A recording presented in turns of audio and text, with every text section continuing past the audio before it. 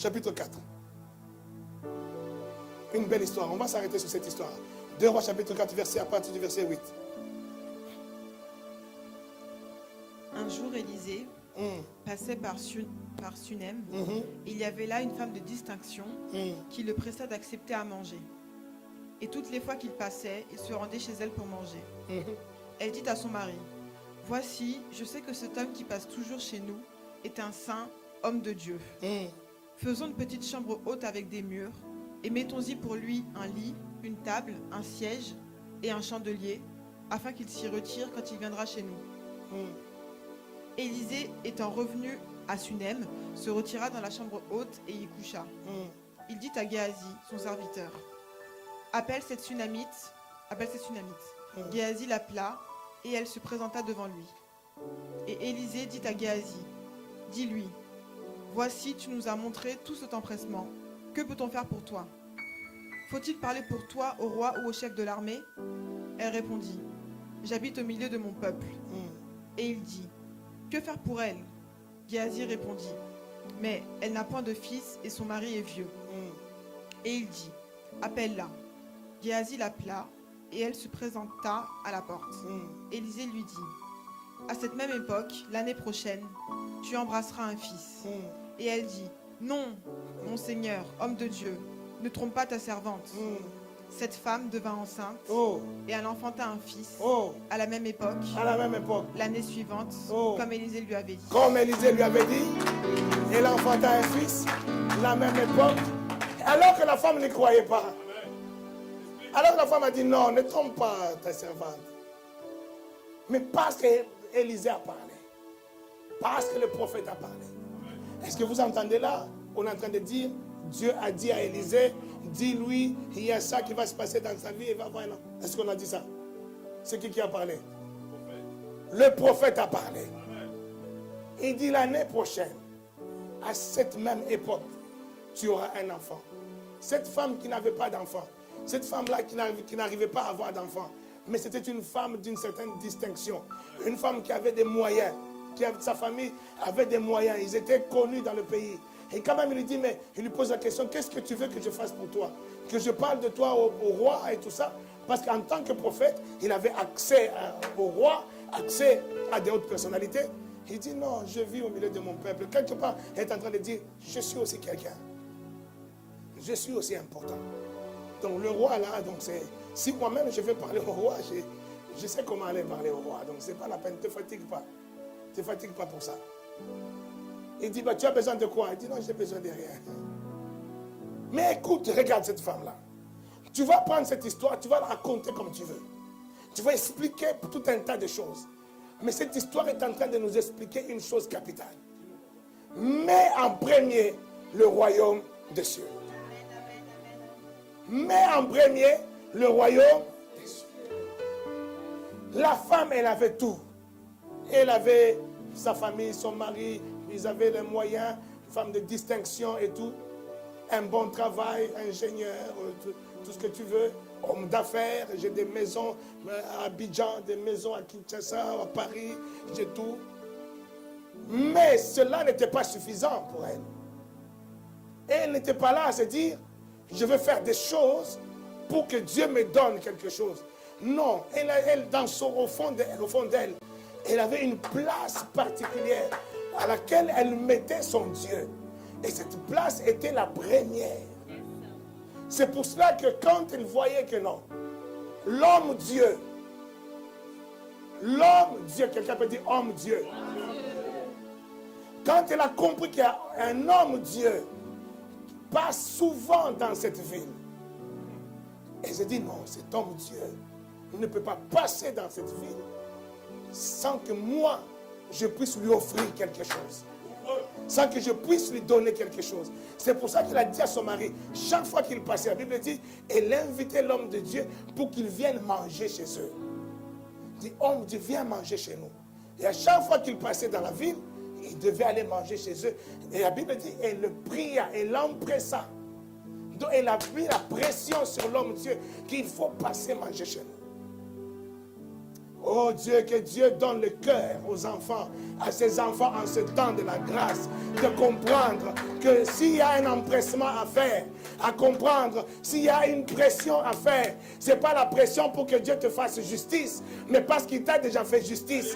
Ce n'est pas la pression pour que Dieu te fasse ou que tu n'ailles pas en enfer. Il t'a déjà fait épargner de l'enfer. Mais la pression, c'est que Dieu s'arrête devant ta vie. La pression, c'est que Dieu soit ton premier. Que Dieu soit la première des choses qui te préoccupent. Alléluia. Et cette femme, elle avait tout, mais l'homme de Dieu était devenu le premier. Écoutez, mais tellement que l'homme mangeait, ça ne suffisait pas. Elle a dit à son mari quoi? Faisons une chambre. Ils ont construit une chambre qui n'existait pas. Ils ont construit une chambre qui n'existait pas. Ils l'ont construit où? En haut. En haut. Et qui symbolise que cette chambre-là, elle est au-dessus de nous. Cette chambre-là, elle n'est pas pour les voisins. Elle n'est pas pour ma tante, pour mon oncle ou pour je ne sais pas qui. Il dit, faisons une chambre haute, au-dessus de nous. Pour que l'homme de Dieu, à chaque fois qu'il viendra, qu'il puisse se recueillir dans cette chambre-là. Mettons tout ce qu'il faut pour lui. Un lit, une table et tout ce qu'il lui faut, Internet et tout, mettons dedans. Comme ça, quand il vient, l'homme de Dieu se recueille là-dedans. Il sera au-dessus de nous. Il sera le premier pour notre maison. Il sera le premier pour notre couple. Il sera le premier dans nos affaires. Il sera le premier dans notre santé. Il sera le premier dans notre vie. Parce qu'il sera au-dessus de nous. Et comme ils ont mis au-dessus de cet homme de Dieu ou homme Dieu, c'est là que l'homme Dieu, il dit non. Cette femme-là, elle fait quelque chose de très important. Elle cherche premièrement ce qui vient de Dieu. Elle cherche premièrement ce qui vient de Dieu. Elle nous met en hauteur. Elle nous met en valeur. Et tout le reste de sa vie est en bas. Bien aimé, il y a des femmes qui peuvent sauver leur couple comme ça. Il y a aussi des hommes qui peuvent aussi sauver leur couple. Hein? Parce qu'ils ont compris que je dois mettre Dieu en premier dans mon couple. Ce n'est pas parce qu'elle a compris que non, mon mari, je dois le serrer, je dois le régler. Mon mari, je dois faire ceci. Non, parce que tu as compris que non, mon mari, je dois l'amener à mettre en premier Dieu. Parce qu'il a compris que ma femme, je dois l'amener à mettre en premier Dieu. Pas parce que je vais la serrer, c'est ma femme, tu dois être soumise. Hein? Non, non, tu l'amènes à mettre en premier Dieu. Un homme ou une femme qui veut t'éloigner de Dieu, il est en train de t'amener dans la fosse. Tu n'es pas obligé de l'obéir, même si tu es une femme. La Bible dit, femme, soyez soumise. Même si la Bible le dit, tu n'es pas obligé d'obéir à un homme qui veut t'éloigner de Dieu. Quelqu'un me dit amen? Amen. Tu n'es pas obligé. Pourquoi tu n'es pas obligé? Parce que la loi de ton mari, à qui tu es soumis, est inférieure à la loi de Dieu. Tout comme la loi du pays est supérieure à la loi de ton mari. Tu ne vas pas dire, moi je ne vais pas payer d'impôts parce que mon mari m'a dit, il ne faut pas payer d'impôts. Tu ne payes pas d'impôts. La loi du pays te tombe dessus. Oui ou non? Je vais voler parce que mon mari dit, je vais aller, il faut que j'aille voler. Et moi, je suis soumis à mon mari, je vais voler. Mais ton mari va rester, c'est toi qui vas aller en prison. Oui ou non? Et la loi de Dieu est au-dessus de la loi du pays. Donc un mari, un homme ne peut pas t'amener à t'éloigner de Dieu, soi-disant que tu es soumise. Dis ça, ce n'est pas moi. Il faut être comme des tsunamites. La tsunamite, elle a compris. Je dois amener mon mari à mettre Dieu en premier. Il dit à son mari, cher mari, construisons. Et là, on ne dit pas tout. On ne sait pas comment il s'y est prise. Peut-être qu'elle a tellement, ce jour-là, été tellement gentil avec son mari. Tellement charmé son mari. Tout ce que le mari dit, oui ma chérie, oui mon chéri, oh je t'aime mon chéri, il le caresse un peu dans la tête. Même si le mari n'avait pas envie de construire la maison, il construit. Mais la femme là, elle a dit, on doit construire une chambre pour Dieu. C'est ça être en premier. Et regarde maintenant le fait qu'elle a mis Dieu en premier, qu'est-ce qui lui est arrivé? Même les choses qu'elle ne soupçonnait pas, les choses qu'elle pensait que non, moi je n'ai vraiment pas besoin de ça. Toi tu ne sais pas ce dont tu as besoin. Mais Dieu sait ce qui est un besoin vital pour toi. Tu ne sais pas. La Bible dit, à cause de notre faiblesse, parce que nous sommes faibles, c'est-à-dire, ce n'est pas la faiblesse que non, je suis fatigué, non. La faiblesse, c'est-à-dire l'incapacité ou l'impuissance. À cause du fait que nous, on n'a pas la connaissance de toutes choses. Tu ignores des choses. Tu ignores même les besoins qui sont vitaux pour toi, tu les ignores. Toi, tu vas dire, moi, j'ai besoin de cet homme-là. Alors que ce n'est pas vrai. Cet homme-là, c'est lui qui va t'amener dans le trou. Mais toi, tu l'ignores. Mais si, à cause de cette ignorance, cette faiblesse-là, qu'est-ce que Dieu fait? Dieu suscite en nous le Saint-Esprit par des soupirs inexprimables.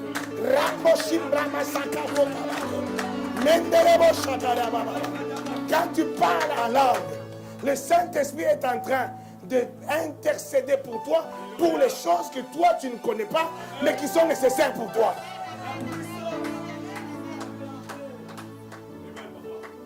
Des choses que tu ignores sur ta propre vie.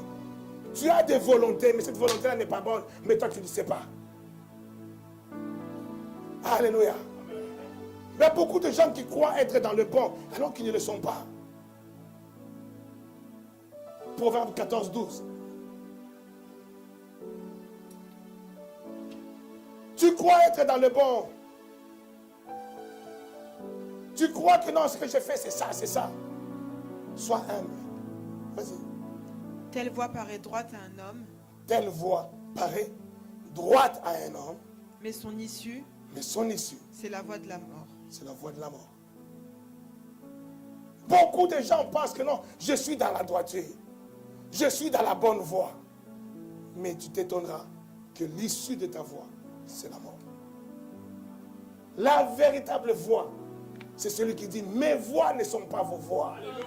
Mes pensées ne sont pas vos pensées. Mes projets ne sont pas vos projets. Mais pourquoi tu ne veux pas te confier à celui-là? Tu confies toi en lui. Père, moi j'ai besoin de ça. Mais comme je ne sais pas si c'est bon ou ce n'est pas bon.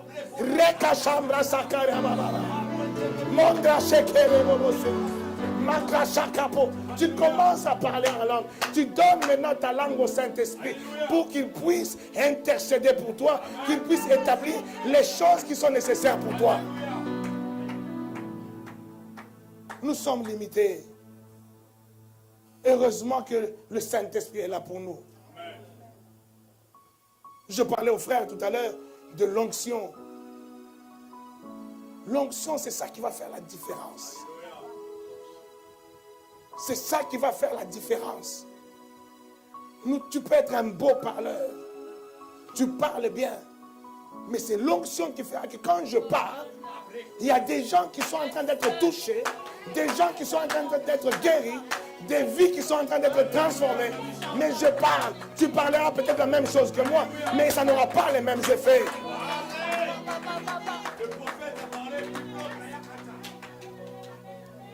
Alléluia. Dernièrement, je disais ici, on va t'appeler, tu vas trouver du temps, on va te donner même, on va t'appeler comment on appelle ça? Les agences vont t'appeler, tu vas trouver du travail. Ne t'inquiète même pas, si c'est un travail là, il meurt, on te remballe. Ne t'inquiète pas, Dieu est en train de changer les choses. J'avais dit dernièrement, est-ce que ma fille Maria peut dire Amen?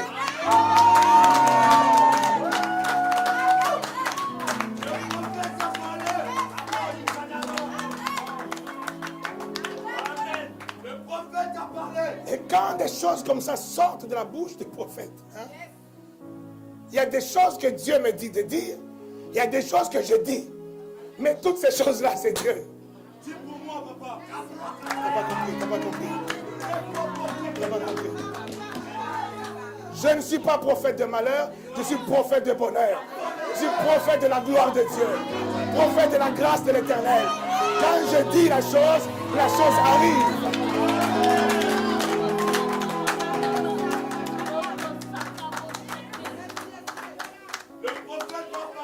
Mais ce que le prophète a dit, trouvera-t-il la foi? Est-ce que ça trouvera la foi? Pourquoi il n'a pas pu faire des miracles à Capernaum? Parce qu'ils l'ont vu grandir. Ils l'ont vu grandir sans onction. Pendant 30 ans, il n'avait pas d'onction. 30 ans, il a construit des tentes, il était charpentier avec son beau-père. 30 ans sans onction. Du jour au lendemain, il va, Jean-Baptiste l'a baptisé. L'Esprit descend sur lui. Et après avoir reçu l'onction, qu'est-ce qui s'est passé? Il va dans le désert 40 jours, tenter. C'est que les gens, frère, souvent, l'onction là, pourquoi on ne l'a pas? Pourquoi on ne la cherche pas? On a peur du désert. Parce que quand l'onction vient, tu deviens la cible. Pendant 30 ans, le Seigneur n'était pas cible. 30 ans, il était là, il vivait. Il n'était pas cible. Le diable savait qu'il y a un enfant qui est né, un enfant qui est grandi, qui va être... Il a essayé de chercher, papa. Il a fui, il est parti en Égypte. Il revient, on a perdu sa trace. On ne voit plus rien, disparu. Plus rien dans les radars. Il était là, à Jérusalem, il a grandi, il était au temple, il parlait, il discutait. On ne le remarque pas. Le diable lui-même ne le remarque pas. Oh, le diable ne te remarquera pas. Il ne te remarque pas tant que tu n'as pas compris. Tant que tu n'as pas l'onction, le diable ne te remarquera pas. Parce que Dieu est tellement bon qu'il te protège, qu'il te couvre sans que tu saches. Et il dit personne ne sera tenté au-dessus de ses forces, au-dessus de ses capacités. Tant que tu n'as pas reçu la force, la tentation véritable qui peut te détruire ne peut pas venir sur toi. Les choses que tu vois là, ce sont des choses dont tu es capable. Quand tu vois une tentation, tu vois une situation compliquée, sache que tu es capable de mater la situation. Tu es capable. Sinon, elle ne t'arrivera pas. Elle ne t'arrivera pas. Dieu dit, personne ne peut être tenté au-delà de ses forces. Je ne pouvais pas permettre que Satan en personne vienne voir le Seigneur Jésus pendant tous ces 30 ans-là. Est-ce que vous savez, encore une fois, ce que je disais à l'école de leader, un des mensonges que le diable amène dans ce monde, et qu'il amène même dans l'église, on a l'impression que Satan, il est partout en même temps. Ici, là, on est en train de chasser Satan. Satan, sors de ce corps, sors de ce corps. Là, à ICC, sors au même moment, il chasse Satan. Au même moment, à l'armée des rachetés, on chasse Satan. Même maintenant, au Canada, il chasse Satan. Oh, c'est comme pourquoi on fait ça? Parce que nous, on croit que Satan, il est partout en même temps. C'est un mensonge. Satan n'est pas omniprésent.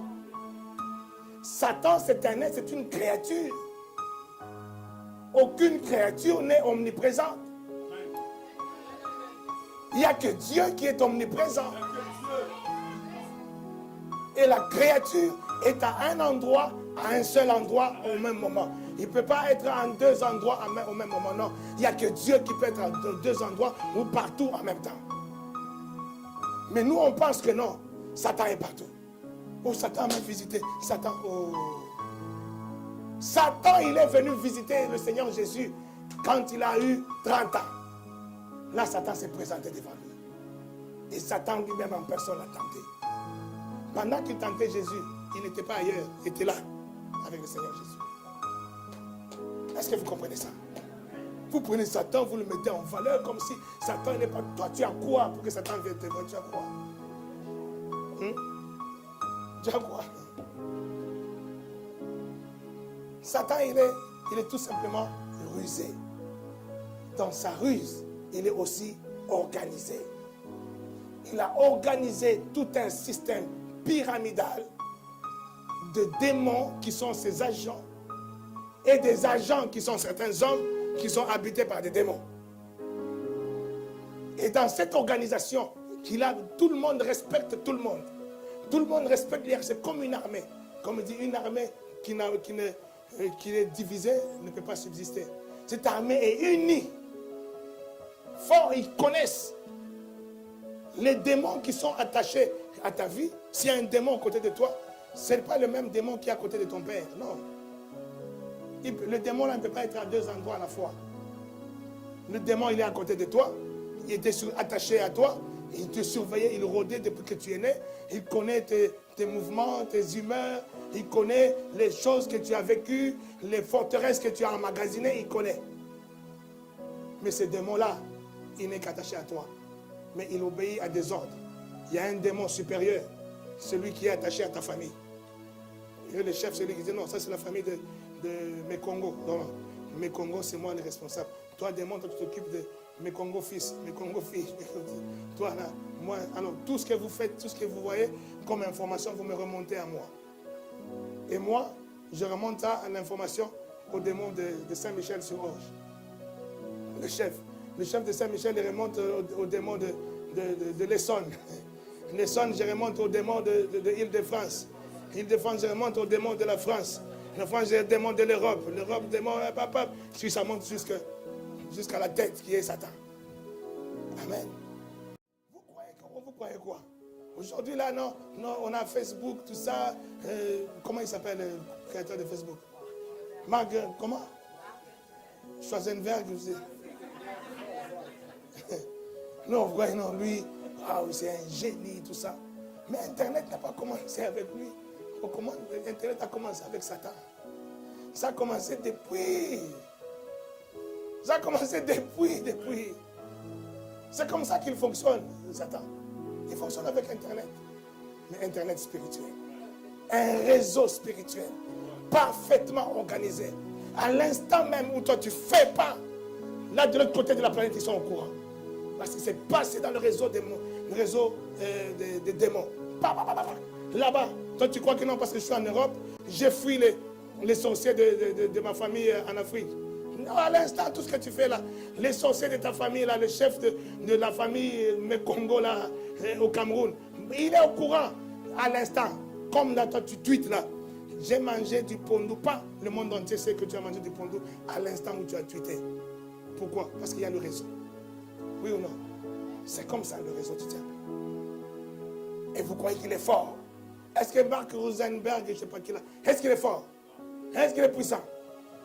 Il a un réseau. Il a un réseau. C'est ce réseau-là qui fait comme s'il était fort. Mettez-le devant moi, il claque, pas, il tombe. Celui il a fait le sport comme moi. Il n'est pas fort, il n'est pas puissant. Mais il a un réseau. Et le diable a un réseau depuis. Il a mis en place un réseau parfait. Plus qu'Internet, aujourd'hui c'est 4G. Lui, je ne sais pas, c'est même plus des G, c'est des Z. Internet multi. Vitesse multi. C'est comme ça qu'il fonctionne. Et il nous donne l'impression comme si il était waouh, le diable est fort. Non, il n'a plus rien, il est rusé. Il ne fait que la ruse. Il n'y a pas de force. Il n'est pas puissant. Il a été dépouillé. À la croix, il a été dépouillé. Si tu comprends ça, tu ne vas pas trembler devant les démons. Tu ne vas pas trembler devant les sorciers. Tu ne vas pas trembler devant les puissants des ténèbres. Tu ne vas pas trembler devant les situations. Tu vas dire, moi je suis fort. Je mets simplement Dieu en premier. Je cherche premièrement le royaume de Dieu. Et tout le reste me sera donné. Quelqu'un me dit Amen. C'est comme ça que la femme, elle ne soupçonnait pas. Elle disait non, c'était déjà pour les enfants, ce n'est pas important. Mais Dieu, le prophète lui dit, qu'est-ce qu'on peut faire à cette femme-là? Elle nous met tellement en valeur. Elle nous met tellement en premier. Qu'est-ce qu'on peut faire pour elle? Son serviteur Géasi dit, on va l'appeler. On l'appelle. Dis-nous, qu'est-ce que tu veux? Non, je ne veux rien. Tu veux qu'on parle au roi? Non, moi-même j'ai des relations, je peux parler au roi. Mais qu'est-ce que tu veux? Non, rien. Elle part. Il dit, mais Géasi, est-ce que vraiment elle ne veut rien? Son serviteur dit, mais depuis que nous sommes dans cette maison, je n'ai pas entendu le bruit d'un bébé, ni le bruit d'un enfant faire des désolés, il n'y en a pas. C'est comme s'il n'y a pas d'enfant ici. Ah, rappelle-la. Il la rappelle. Madame, viens. Elle a dit, oui, homme Dieu, l'année prochaine, à cette même époque, tu vas avoir un enfant. Est-ce que Dieu avait parlé? Le prophète a parlé. Le prophète a parlé. Et l'année prochaine, à la même époque. Pourquoi? Parce que le prophète, il a mangé. Le prophète, il est content. Il a bien dormi. Il est mis à l'honneur. Le prophète était... Bien aimé dans le Seigneur, le manger là, c'est pas un petit problème. Hein. Le Seigneur, il avait faim. Il a maudit un figuier. Parce qu'il avait faim. Le figuier là, c'était même pas la saison des figues. Il dit, toi figuier, tu ne porteras plus de fruits. Parce qu'il n'a pas mangé. Hein? Si tu mets en premier, je disais, le royaume, le quatrième royaume, il est en train de c'est déjà mis en place. Mais ce quatrième royaume, celui-même qu'on dit, à un moment donné, les gens n'auront pas le droit d'acheter, de vendre, sinon d'avoir la marque de ce royaume. Ça veut dire, c'est un royaume qui va s'asseoir sur quelque chose d'important dans ce monde, sur l'économie. C'est un royaume qui va prendre sa force sur l'économie. Les pays sont en train de s'allier pour avoir une économie forte, dirigée fortement. Est-ce que quelqu'un me comprend? Nous étions avant, on faisait, c'était l'euro, on a plutôt le franc. Mais aujourd'hui, on a l'euro. On était en Belgique, quand tu allais en Belgique, il fallait changer le franc français en franc belge. Et quand tu avais les francs français dans les bars de Belgique, là, nous étions comme des héros. Tu as les francs français, tu es en Belgique, quand tu sors les francs français comme ça, toutes les filles te regardent. Ah, il vient de France, il vient de France. Aujourd'hui, tu sors les héros, eux aussi sortent les héros. Pourquoi tout le monde maintenant est un héros? On est en train de mettre l'harmonie pour une économie. Tout ça est en train de préparer ce quatrième royaume-là. Amen.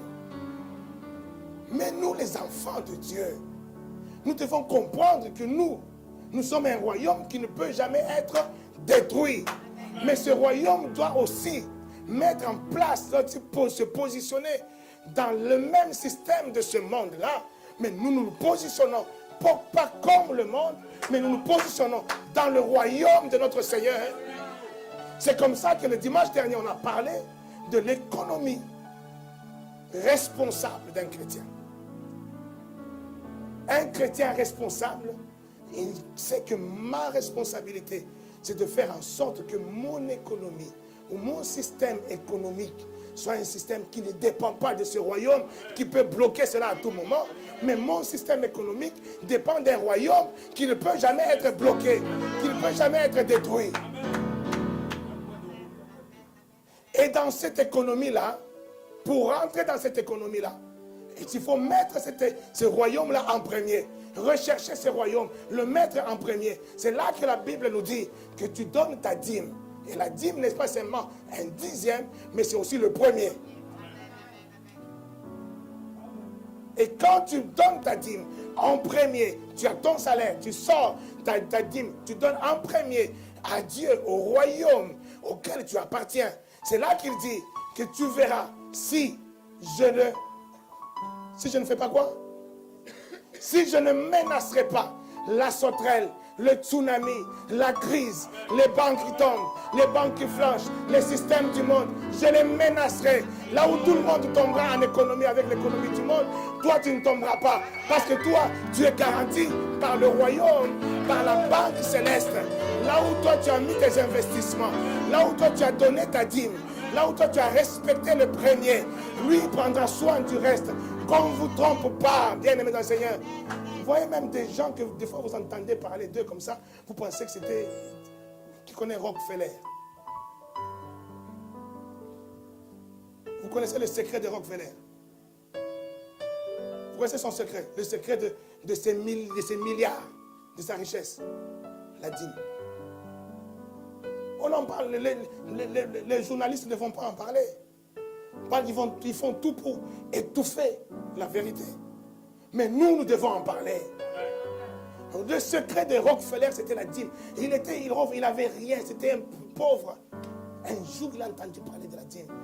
Il est parti même emprunter l'argent chez son oncle ou quelque chose comme ça. Il dit, est-ce que tu peux me donner? Il dit quoi? Il dit, non, j'ai trouvé le secret. J'ai trouvé le secret pour qu'on sorte de la médiocrité. J'ai trouvé le secret. Il dit, c'est quoi?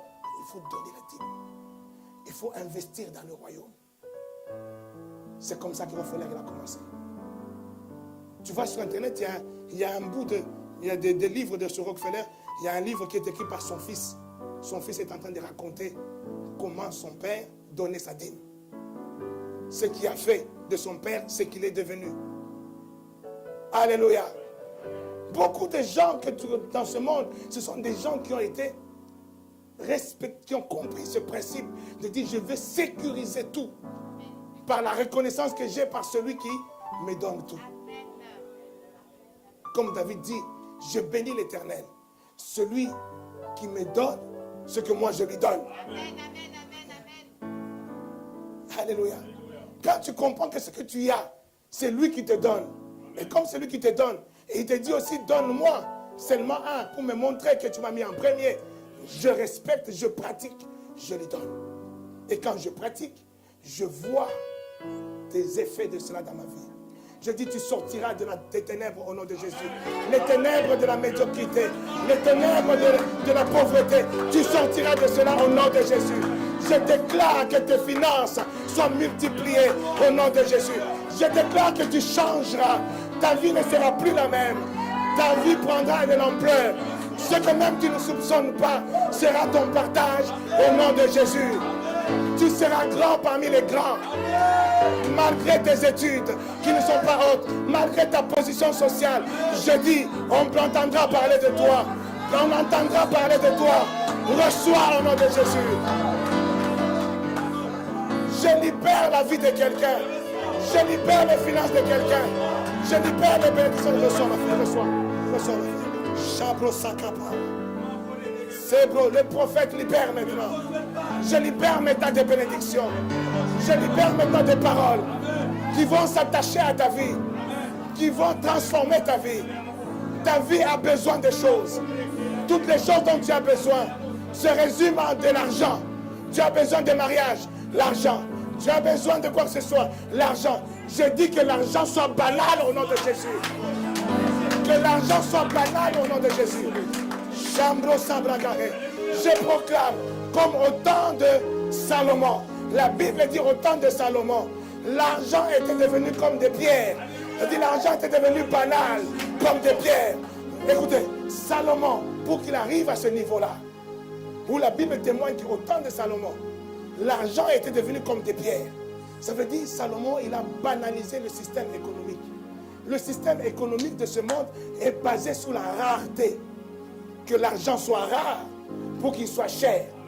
Mais Salomon a rendu l'argent banal comme des pierres. Banal comme des pierres. Écoutez ce qu'il a fait. Salomon, son père lui dit, je te donne tout, j'ai tout préparé. Tu vas bâtir le temple pour mon Dieu. Personne ne lui a dit ça. Il n'y avait aucune recommandation. Il n'y avait aucune loi. Mais Salomon a décidé. Il dit, aujourd'hui, je vais, parce qu'on vient de m'introduire sur le trône, je vais présenter des sacrifices à mon Dieu. La Bible dit qu'il a tué 1000 bêtes. 1000 en offrande à Dieu. Et quand il a fait les 1000, c'est là que Dieu est venu le voir. Il dit, Salomon, demande-moi ce que tu veux. Demande-moi ce que tu veux. Parce que Dieu a vu, il me met en premier. Il sacrifie 1000 bêtes. Qui lui a demandé ça? Il n'y a aucune loi, j'ai donné aucune loi par rapport à ça. Mais lui-même, son cœur, il a dit, je te mets en premier. Tout ce que j'ai, je te donne. 1000 bêtes. Salomon, demande-moi ce que tu veux. Et non seulement on lui demande, dis-moi ce que tu veux. Lui dit, donne-moi la sagesse, donne-moi l'intelligence pour que je puisse conduire tout ce peuple que tu m'accordes. Dieu dit, waouh, ça c'est un homme merveilleux. Il ne me demande pas le nom de que je donne les femmes.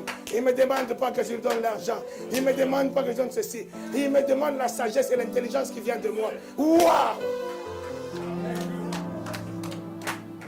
Écoutez, et une fois qu'il a reçu ça, qu'est-ce qu'il fait? Lisez les livres des rois. Vous allez voir que Salomon, 1 roi, chapitre 3, chapitre 4, il a commencé avec 1000.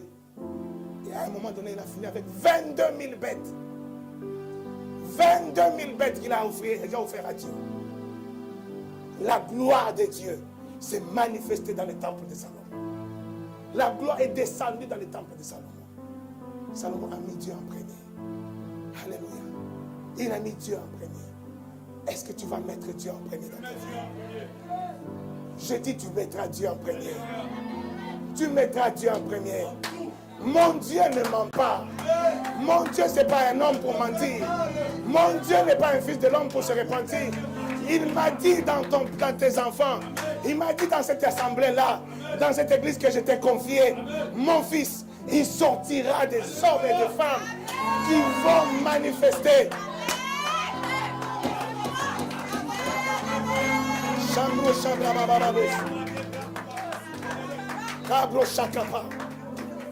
Le frère parlait tout à l'heure, j'ai entendu, il y a des mots qu'il a dit qui m'ont émerveillé. Il dit, on va manifester Christ. Oh, manifester Christ. Manifester Christ. C'est-à-dire, tu vas, Christ est en toi. Mais aujourd'hui, on ne le voit pas. Je déclare, tu vas le manifester. Je déclare, tu vas le manifester. Le manifester, c'est le faire voir. C'est-à-dire dans toute sa splendeur, dans toute sa dimension, dans toute sa beauté, dans tout son éclat, dans toute sa gloire.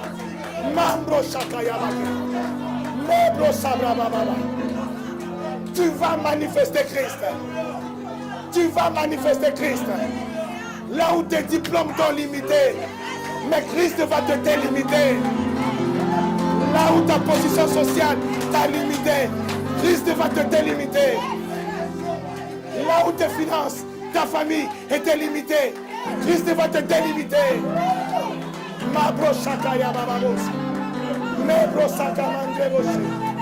Jésus est avec toi. Reçois ma fille. Jésus est avec toi. Sois conscient qu'il est avec toi. Pratique la parole. Pratique Jésus. Mais il sera manifesté. C'est la pratique de Jésus qui va le manifester. Il sortira, on te verra. On dit, ouais, c'est qui cet homme-là? C'est qui cet homme? C'est qui cet homme? C'est Jésus. On te verra. On posera la question, c'est qui cette femme?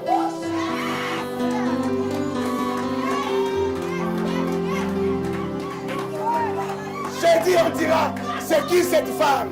Reçois, reçois. Tu vas vivre des choses qui dépassent l'entendement des intellectuels, qui dépassent la logique des logisticiens. Tu vas vivre des choses. Là où on a dit c'est impossible. Mais parce que toi tu dis, c'est lui qui vit en moi. Impossible n'est pas partie de son vocabulaire. Impossible ne fait pas partie de son vocabulaire. Vous savez, nous connaissons Dieu en partie. Sois béni, ma fille. Nous connaissons Dieu en partie. Je pensais qu'il y a des choses qui étaient impossibles même à Dieu. Même moi en tant que prédicateur, il y a des choses que je pensais c'était impossible. Mais le jour où j'ai lu un témoignage d'un homme de Dieu qui avait prié pour quelqu'un à qui on avait coupé les jambes. On a coupé les jambes à la guerre. Sauté sur une mine, il n'a plus de jambes, on a amputé. Mais l'homme de Dieu, il a regardé cet homme. Il a eu pitié de lui. Il a frappé juste là. Bien. Il dit, allez, va acheter une chaussure, une paire de chaussures. Et cet homme a dit, mais attends, il se moque de moi. Il est en train de se foutre de moi. Il ne voit pas mes pieds. Bien aimé dans le Seigneur. Mais comme cet homme-là, qui avait les jambes amputées, c'était aussi un serviteur de Dieu qui servait Dieu avec les jambes amputées. Mais quand il a entendu cette parole, il dit, cet homme-là, non, il n'est pas en train de se moquer de moi. Il est en train de dire quelque chose de puissant. Ça, c'est un prophète qui est en train de parler. Et cet homme-là, il a pris ses prothèses, tout ça, il a mis. Il est parti dans un magasin de chaussures. Il arrive là, il dit, donnez-moi une paire de chaussures. Les gens regardent, ils voient qu'il y a des prothèses là. Il dit, il rigole ou quoi? Il dit, ah, peut-être qu'il veut offrir à quelqu'un. Il dit, ah, d'accord, ah, c'est bon. Quelle pointure vous voulez? Lui-même, il ne savait même pas quelle pointure demander. Il invente une pointure comme ça. Mon 43. Ok, il amène ça. Vous voulez qu'on vous emballe? Non, non, non, c'est pas la peine d'emballer, amenez ça. C'est quoi ça? On lui donne, il déballe et tout, il met là. Il enlève les prothèses. Il pose les chaussures par terre. Dès qu'il a posé les chaussures, il a fait le mouvement comme s'il voulait mettre les chaussures. Le pied est poussé. Je dis à un Dieu qui est capable de ce qui est impossible aux yeux des hommes. Ce n'est pas une légende, ce n'est pas une histoire, c'est une histoire vraie. Allez vérifier Smith Wigglesworth, tu verras les miracles que cet homme a fait. Tu as lu ça, non? Tu verras les choses, des choses inexplicables. Dis-moi, ce Dieu est capable de sortir le pied de quelqu'un à qui on avait amputé les mains. Est-ce qu'il est impossible à ce Dieu-là de mettre l'argent sur ton corps?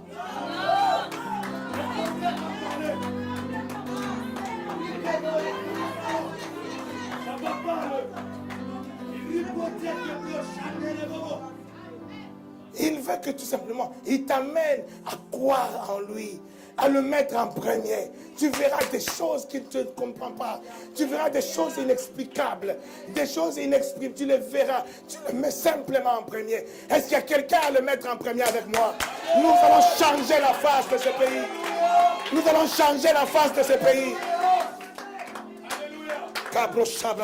Ce pays qui est basé sur la logique, qui est basé sur des choses carrées, nous allons transformer, nous allons apporter quelque chose de nouveau. Est-ce qu'il y a quelqu'un qui veut le faire avec moi?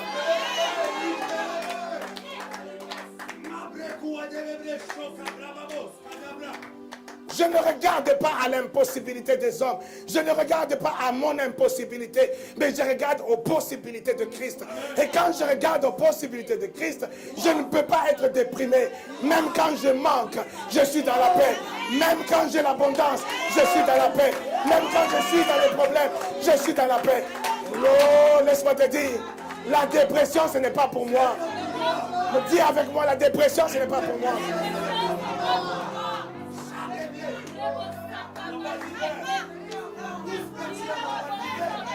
La dépression, qui est la maladie qui est préconisée pour le siècle, ce n'est pas pour toi.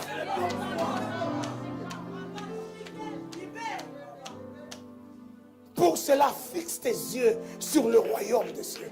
Fixe tes yeux sur Jésus. Fixe tes yeux sur qu'il soit le premier. Ne suis pas les gens qui vont t'amener dans des discours. Non, la dîme, c'est l'Ancien Testament. La dîme, c'est la loi. Quand Abraham avait donné la dîme, la loi était là. La loi n'existait même pas. Alléluia. Ça va te mettre dans l'économie céleste. Là, tu n'es pas en train de payer un impôt. Tu n'es pas en train de payer une dette quelque part à Dieu. Mais tu es en train d'emmagasiner dans le royaume ce qui va te donner une richesse inestimable. Une richesse au-delà des finances. Mais ça va menacer même celui qui empêche que tu puisses avoir des enfants. Ça va menacer celui qui empêche que tu puisses te marier. Ça va menacer celui qui empêche que tu puisses... Oh, tu n'as pas compris. Tu n'as pas compris.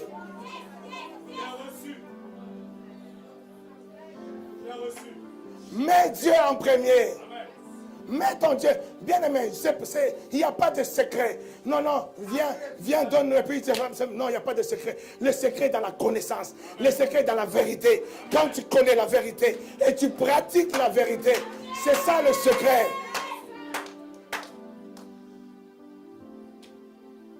Tu ne seras pas impressionné parce que ton voisin a acheté un jet privé. Tu deviens impressionné. Oh Dieu, pourquoi pas moi? Tu dis non, ce n'est pas, Dieu n'est pas en cause. C'est ma responsabilité. C'est ma responsabilité. Je suis un chrétien responsable. Je ne cherche pas à ce que Dieu me bénisse. Il m'a déjà béni. C'est ma responsabilité. Même la puissance, l'onction. Il dit, le Saint-Esprit surviendra sur, vous recevrez une puissance. Tu as le Saint-Esprit ou pas? Amen. Tu as le Saint-Esprit ou pas? Tu as le Saint-Esprit ou pas? Donc tu as la puissance. Donc tu as la puissance. Amen. Maintenant c'est ta responsabilité de faire manifester cette puissance. Tu comprends, mon frère? C'est ta responsabilité pour que cette puissance se manifeste. Ce n'est pas, le Seigneur, donne-moi la puissance. Non, il a déjà donné. Seigneur, donne-moi l'onction. Il a déjà donné. C'est ta responsabilité de faire manifester cette onction, de faire manifester cette puissance.